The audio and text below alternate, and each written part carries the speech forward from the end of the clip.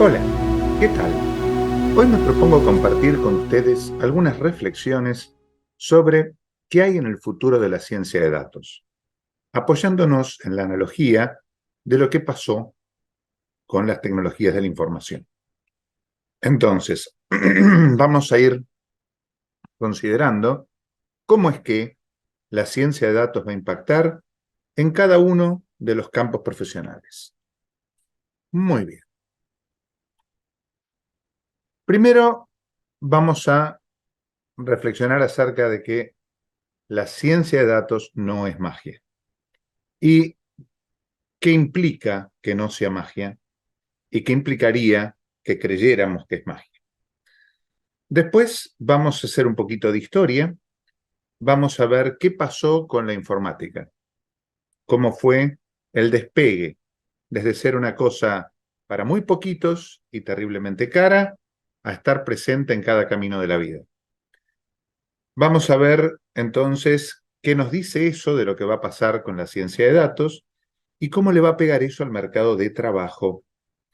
Muy bien. Después vamos a pensar, por un lado, cómo se pueden preparar las organizaciones para esto, pero mucho más importante, cómo nos vamos a preparar los trabajadores para ese cambio en nuestras vidas.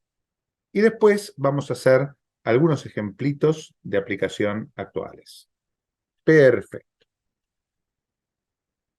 ¿Es magia la ciencia de datos? Y acá lo primero que me vino a la cabeza es la ley de Clark, que fue un autor de ciencia ficción, el cual dijo, toda tecnología lo suficientemente avanzada es indistinguible de la magia.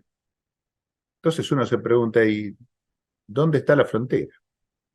Bueno, cuando usamos tecnología, movemos una cosa para que cambie otra. Y aunque no sepamos la explicación, sabemos que hay una explicación, ni nos cuestionamos que hay una explicación. Cuando hay magia, no existe la explicación. Nadie se preocupa. Decimos hocus pocus y esperamos que algo pase. No hay un porqué. Nos lo enseñaron así, así lo hacemos. Bueno, entonces, ¿cuál es la diferencia? El conocimiento de que existe esa explicación.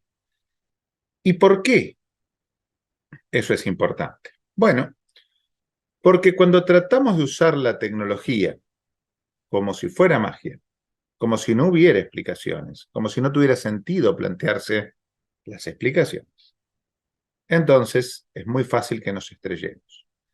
Me viene al recuerdo una película de Disney en el cual el ratón Mickey usurpa la varita y el sombrero de un mago para hacer su trabajo de barrer pisos.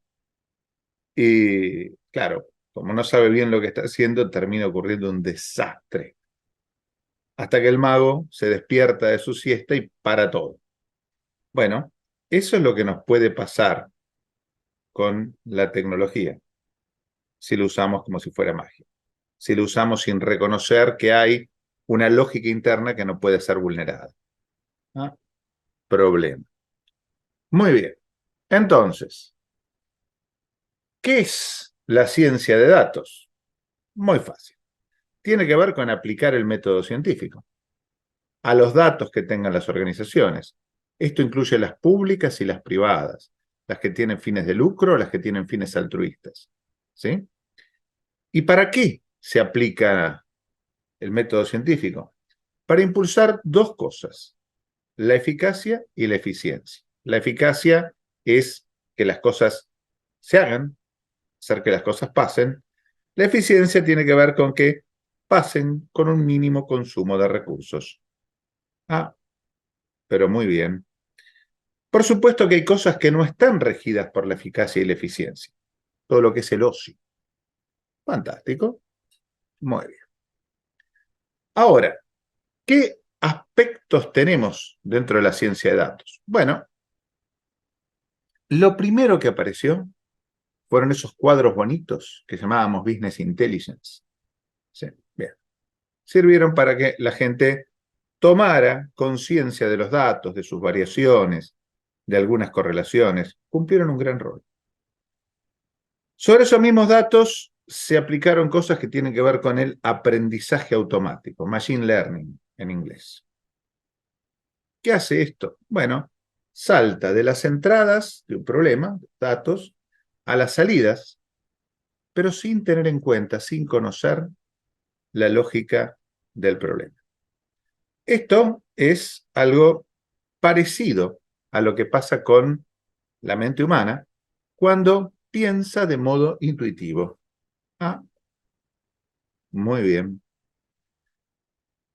Por otro lado, tenemos lo que es inteligencia artificial. Hoy tan de moda y que vino para quedarse y para ir revolucionando lo que se puede hacer y cómo tenemos que aprender y cómo vamos a enseñar. Cosas como los robots que conversan. Muy bien, muy bien. Y por último tenemos una serie de técnicas de optimización que agrupamos bajo el nombre de investigación operativa. Fantástico, eso tenemos. Bueno, ¿qué pasó con la informática? Bueno, hacia 1950, por ejemplo, ¿sí? Yo no había nacido, las computadoras eran muy escasas, muy caras. Me acuerdo haber leído que el que era el número uno de IBM dijo que no veía un gran futuro para las computadoras porque a lo sumo harían falta 2 por país. Bueno, es muy común que los entendidos pifien al hacer afirmaciones sobre el futuro. El futuro siempre nos sorprende. Muy escasas, muy caras, las manejaba muy poca gente, todos venidos desde otra área, porque claro, antes no había. Por supuesto, tenían trabajo asegurado y cultivaban personalidades a veces un poco narcisistas y ganaban fortunas. Muy bien, ¿qué pasó después? Bueno, ya para los años 80 las computadoras empezaban a ser más difundidas, eran muchísimo menos caras, había mucha más gente que las manejara, mejor o peor. Igual tenían el trabajo asegurado y ganaban bien, no las fortunas de antes. Bien, perfecto. Para los 90 las computadoras estaban más difundidas, eran muchísimo más económicas, había mucho más gente que las manejaban. Ya el manejar la computadora facilitaba la búsqueda de trabajo, pero no la garantizaba.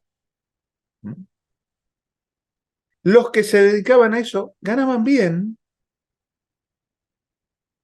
y empezaba la computadora a desbordar en su uso a lo que eran los específicos de computación. O sea, no solo la gente de computación usaba computadoras, empezaban a usarlas abogados, contadores, médicos. Ah, caramba. Siguió avanzando la historia. Para el 2000 estaban muy difundidas, hasta eran populares como juguetes, ¿sí? Los chicos las manejaban, para gran asombro de los padres que no venían de este campo. Quizás no hacían un uso profesional, correcto, pero ya tenían familiaridad con el medio. Los que la manejaban contaban con una pequeña ventaja a la hora de emplearse, pero los que no la manejaban empezaban a tener desventaja. ¿Ah? Entonces ven cómo se invierte de ser una ventaja dominante a no tenerlo es una desventaja. Esto pasa con muchas cosas. Uno dice, por ejemplo, el levantavidrio eléctrico en el coche. Era mi sueño cuando tenía mi viejo Ford Falcon. Era la marca de que el coche era nuevo, lindo, que tenía levantavidrio eléctrico. Por favor. Hoy en día, casi todos los coches lo tienen. No tenerlo y hace como que miremos al coche con sospecha. Bueno, eso fue pasando con el poder manejar una computadora. A un empleado que viene y dice, no, yo computadora no. Y ya lo miramos con más sospecha acerca de en qué nos va a poder ayudar. ¿Qué pasa ahora? Las computadoras están omnipresentes. En cualquier sala que ustedes se piensen, probablemente encuentren más computadoras que personas. Recuerden que el celular también es una computadora. Casi cualquier puesto de trabajo que nos podamos imaginar va a estar interactuando con alguna computadora. Y en casi todos los hogares tenemos varias computadoras. Los celulares cuentan como computadoras. Las tabletas cuentan como computadoras. Hasta los televisores inteligentes tienen computadoras adentro. Ah, bien, muy bien. Perfecto. ¿Y qué esperamos para el futuro? Bueno, lo que me parece que va a ocurrir es que este ciclo expansivo de las tecnologías de información va a repetirse dentro de la ciencia de datos. ¿Esto implica que todos vamos a tener que ser científicos de datos? No, como todos no somos expertos en computación, como no hace falta ser mecánico para manejar un auto. ¿Ah? Muy bien.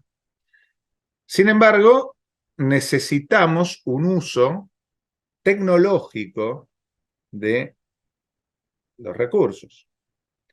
Pensemos lo que ocurre con el coche. Si pensamos que el coche es magia y que la llave es algo así como una varita mágica, no vamos a entender por qué necesitamos aceite en el cárter, agua en el radiador, nafta en el tanque. Ah.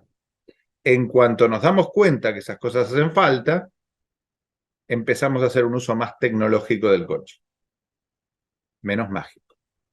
Y si hacemos un uso mágico del coche y creemos que no hace falta poner aceite, y ustedes saben, pasan cosas malas. Muy bien. Entonces, hacer el uso tecnológico es lo que nos va a marcar la diferencia. Muy bien.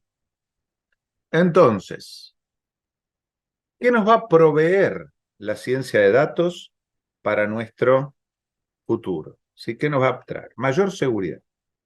Lo primero que nos va a traer es que vamos a poder trabajar en un entorno más seguro. ¿Por qué? Porque va a poder adelantar las alertas, predecir tal equipo, tal sistema se está poniendo en una condición crítica antes de que se ponga.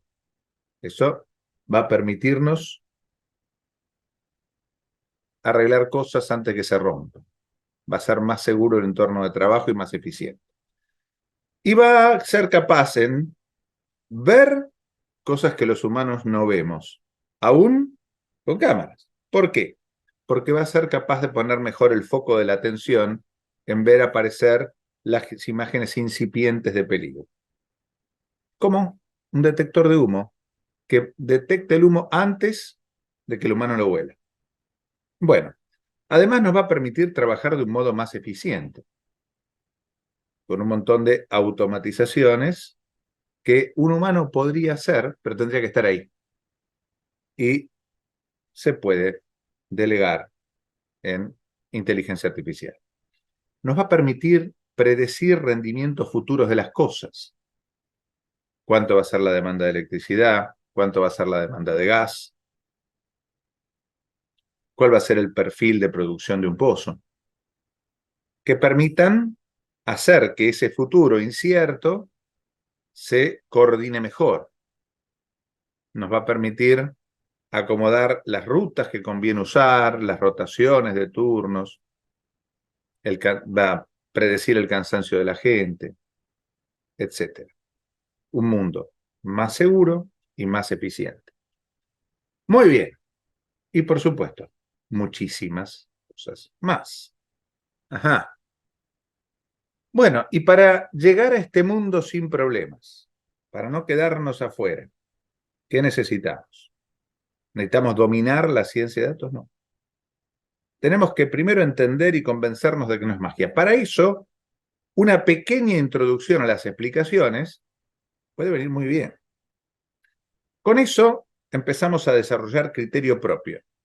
¿Qué cosas son posibles? ¿Qué cosas son improbables? Y una vez que sabemos que esta música existe, entonces tenemos más posibilidades para lanzar ese tipo de cosas dentro de nuestro ámbito de trabajo. Entonces, lo que va a ocurrir es lo que pasó con la computadora. Saberla usar es una gran ventaja, pequeña ventaja. No saberla usar deviene una desventaja. Como profesionales, como trabajadores, tenemos que empezar a incorporar estos criterios para aprovechar las nuevas herramientas antes que las nuevas herramientas nos pasen por encima, como lo pasaron por encima en su momento al que no sabía leer y escribir, como lo pasaron por encima en su momento al que no podía usar una computadora. Bueno, se viene otra revolución en ese sentido. Si tienen preguntas, les agradezco, por favor, las ponen en la caja de comentarios y gustosos, cuando nos damos cuenta, las vamos a mirar. Muchísimas gracias por la atención y bueno, nos estamos viendo. Hasta pronto.